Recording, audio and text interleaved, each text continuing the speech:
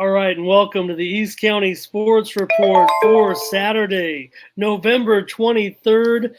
Senior Nathan Temple passed for 4 touchdowns last night to lead the Santana Sultans to a 35-14 win over the Orange Glen Patriots in the Division IV semifinals at Santee Community Stadium. Temple completed 12 of 21 passes for 227 yards, including touchdowns to Randy Smith, a long 60-yarder down the right sideline, Jared Forster fighting off guys for a 23-yarder, and Dean Landers, the junior, with 2 touchdown receptions to put top-seeded Santana into next Friday's championship game against number 2 seeded Sarah at Southwestern College. That game will be at 1 p.m.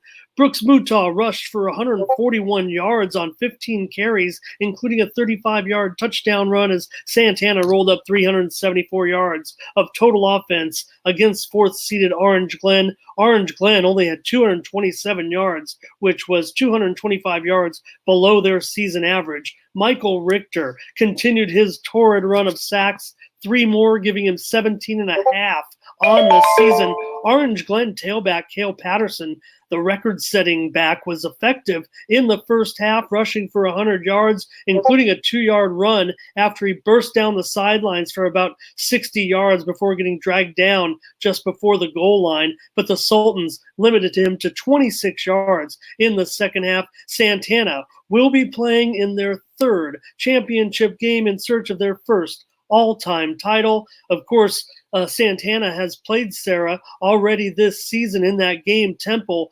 15 of 26 for 210 yards and 2 touchdowns as Santana won at Sarah 31-14 in week 2. Randy Smith caught 7 passes in that one for 143 yards, and Mutaw rushed for 89 yards and a touchdown. You might remember also in his junior year, it was against Sarah that Temple suffered a broken collarbone, and then he came back to lead Santana all the way to the semifinals, where they lost to eventual state and section champion San Diego. So a great night for the Sultans. They advance to the title game next Friday. And of course, tonight at Southwestern College, it's going to be Helix, number 1 seed, against the 3rd seed Carlsbad in the San Diego CIF Open Division Championship at Southwestern College. Get there early. Going to be a huge crowd at 7 p.m. at Southwestern College. All right, turning to boys basketball first off, and hey, the Helix Highlanders, Maurice Holmes, he shook off a cold shooting night last night on Thursday night to come back and knock down 5 3-pointers on Friday on the way to 23 points. Helix down Mission Bay, 63-50 at the San Diego tip-off at Montgomery High School Friday evening. Helix trailed 15-9 after the first quarter and 30-22 at halftime as Holmes scored the last 11 points of the first half. But in typical Highlander fashion, that defense came through in a big way in the third quarter, limiting the Bucks to just 3 points. And the Scotties scored 23 and eventually led 45-33 after 3 quarters. So a great job by Helix and Maurice Holmes. If there was one thing we would say, hey, Maurice has got such a well-rounded game. If only his 3-point shot was a little more consistent. Well, after seeing him last night with those 5 threes, looks like it's going to be a big year for the Highlanders. They might actually be a little bit underrated right now, considering they'll get the player back from the football team. Okay, elsewhere it was El Cajon Valley defeating Prace 61-54. The Braves won in a Division IV showcase on Friday. No other information was reported. And Bonita Vista down Valhalla 80-60. The Barons won in the season opener for both teams. That was a non-league game at Bonita Vista High. Okay, turning to girls action now. And El Cajon Valley defeated Calipatria 44-16. Senior Veen Georgie's scored 18 points, grabbed 7 rebounds, and handed out 7 assists, added 4 steals. El Cajon Valley won for the second time in as many outings in a Monta Vista Showcase game. The Braves have allowed just 34 points over their first 2 games. The senior Terry Flournoy and junior Finita Taulanga both scored 10 points for the Braves. Taulanga added 12 rebounds, while Flournoy added 11 boards and recorded 3 steals. The Braves will face the Southwest Eagles of El Centro on Monday. Elsewhere in girls action, it was San Diego defeating Monte Vista 54-47. Also in the Monte Vista tournament, Monte Vista led 18-13 after one quarter as Meadow Delino and fellow sophomore Sam Gonzalez scored all those points. However, the Cavers came back to lead 28-27 at halftime, and then Delino went down. She turned her ankle, had to leave the game. She tried to come back, kind of stepped on it again, couldn't continue. Gonzalez went on to finish with 18 points for Monte Vista, including a three-pointer. She also had 4 assists. Sophomore Destiny Smith had 15 points, including a tray and 8 rebounds, plus 5 steals. Delino finished with 12 points. All of those came in the first half. Probably would have been a different result if Meadow would have been able to continue. So hopefully that ankle gets better, Meadow, and you'll be ready to go in the next game.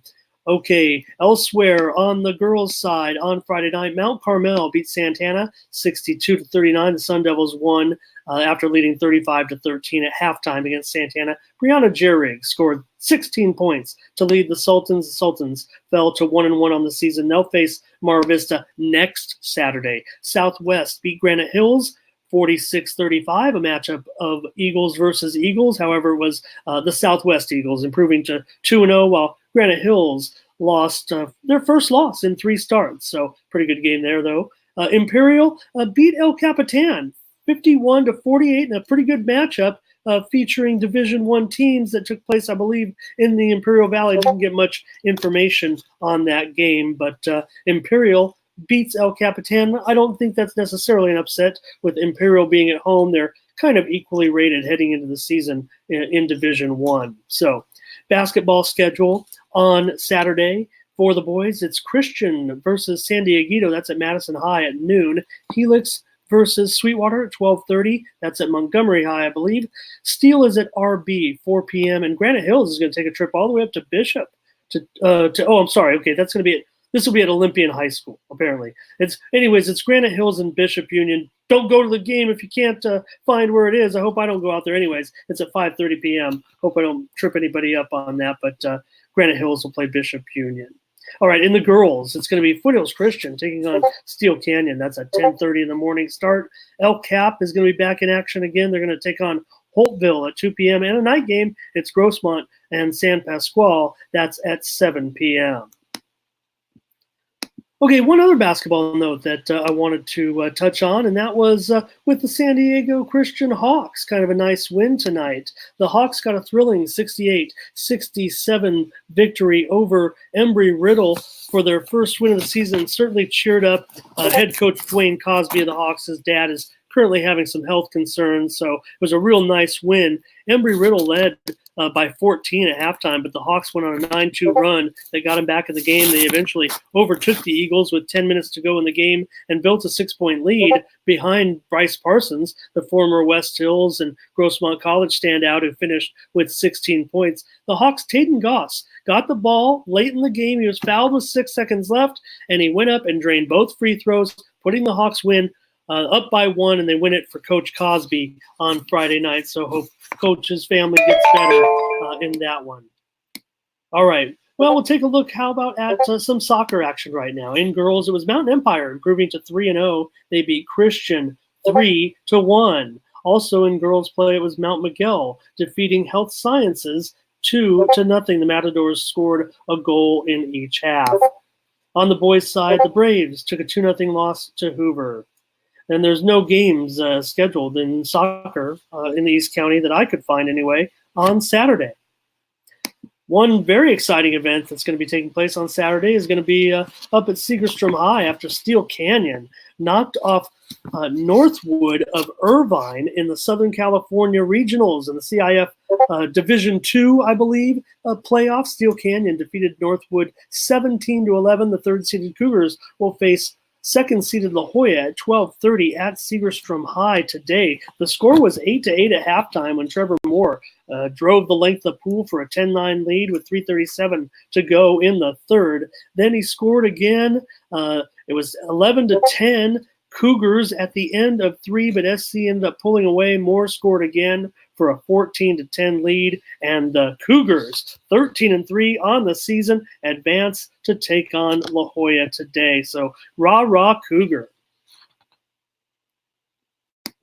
All right, and also one other note tonight. Just want to add that the San Diego Kings are going to be in action against the San Diego Guardians. This is the Battle of San Diego, if you will, at El Cajon Valley High. It's kind of the rivalry for ABA supremacy in San Diego. So General Manager Abe Muhaisi would like to see you out there, and the Kings and the Guardians should be a real good one. I think we have an advance. If you want to read about the teams a little bit, preview the game before you go out there tonight at El Cajon Valley High at 7 p.m. Kings basketball against the Guardians.